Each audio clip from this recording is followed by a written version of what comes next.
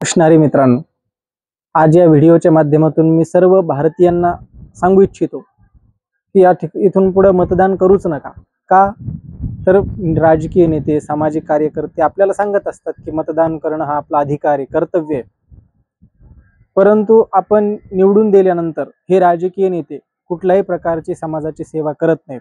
ते त्यांच्या पगारा वाढवून घेतात, भ्रष्टाचार करतात, करोडोंची प्रॉपर्टी कमवून ठेवतात, आपल्या मुलांना विदेशामध्ये शिकायला पाठवतात आणि इथल्या नागरिकांना म्हणजेच आम्हाला ना सरकारी स्कूल चांगली भेटते, ना सरकारी हॉस्पिटल चांगलं भेटतं, ना कुठे स्वच्छता पाहायला मिळते, ना चांगलं पिण्याचं पाणी भेटत नाही, म्हणजे कुठलीच बेसिक सुविधा मिळत नाही. उलट या राजकीय नेत्यांना ते आपल्या फायद्यासाठी वेगवेगळ्या प्रकारच्या नियम बनवत राहतात, कायदे बनवत राहतात. आणि जर आपण नवीन उमेदवाराला निवडून दिलं तर तो सुद्धा काही चांगले दिवे लावत नाही.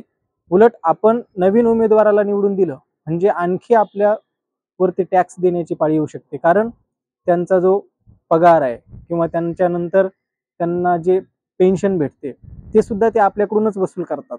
म्हणून जुना असो किंवा नवीन असो कुठल्याच उमेदवाराला मतदान करू नका, जेणेकरून कोर्टाचे असं निदर्शन असेल की भारतीय जनता का मतदान करण्यासाठी इच्छुक नाही.